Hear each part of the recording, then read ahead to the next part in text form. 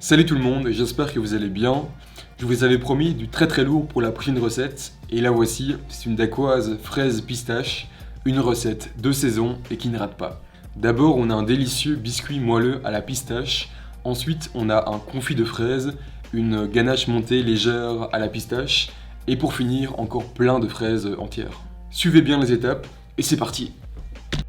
On va commencer par la dacquoise pistache. Le biscuit dacquoise est l'un de mes biscuits préférés et en plus sans gluten, donc très pratique pour les intolérants. Dans un premier temps, on s'occupe de la meringue. Je monte les blancs d'œufs avec le sucre que j'ajoute en 3 fois. Un premier tiers au tout début, un deuxième tiers lorsque les blancs sont bien mousseux, et le reste pour serrer un maximum la meringue.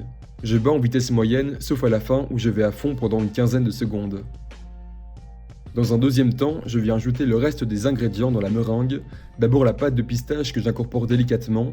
La pâte de pistache étant très grasse, il ne faut pas mélanger trop ni énergiquement sinon les blancs retomberaient. Je finis le biscuit dacquoise en ajoutant la poudre d'amande, la poudre de pistache et le sucre glace. Tous les trois sont préalablement tamisés.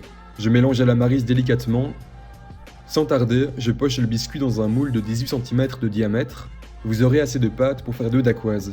Je couche un escargot avec une douille taille 12, ne faites pas de double épaisseur comme moi, gardez plutôt la pâte pour faire une deuxième dacquoise ou alors une plus grande de 24 cm de diamètre.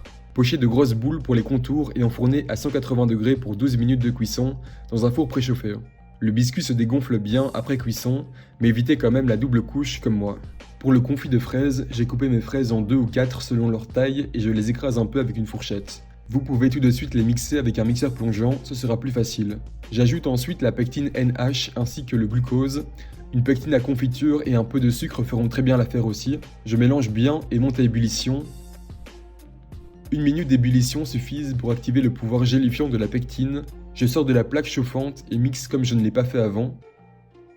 Je réserve dans un bol, filmé au contact pour éviter qu'une croûte ne se forme à la surface, placé au frigo jusqu'au refroidissement.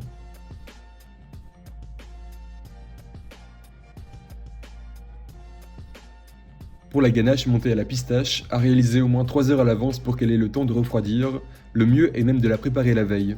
Dans un récipient haut, je mets le chocolat blanc de couverture idéalement, la pâte de pistache, le glucose, la crème bouillante qui fera fondre le chocolat et un peu de colorant vert pour un visuel plus appétissant. Il faut que ça reste très léger donc j'y vais avec un cure-dent. J'ai trop fait 2 fois l'erreur de trop en mettre. La crème utilisée est une crème liquide à 35% de matière grasse comme toujours en pâtisserie. Je mixe le tout ensemble au mixeur plongeant et je réserve au frigo minimum 3 heures, le temps que la ganache refroidisse complètement.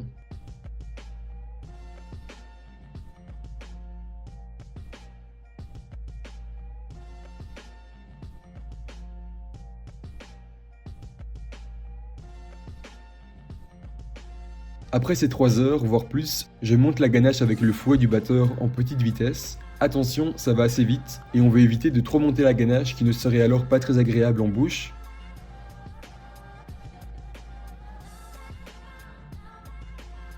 Je finis de la serrer à la main pour être sûr d'avoir la bonne consistance, et je mets en poche avec une douille petit four taille 16.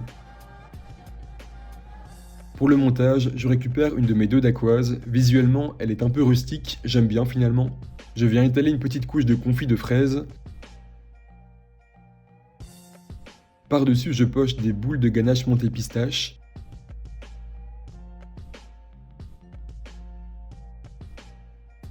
Sur ces boules de ganache, je répands un peu de poudre de pistache.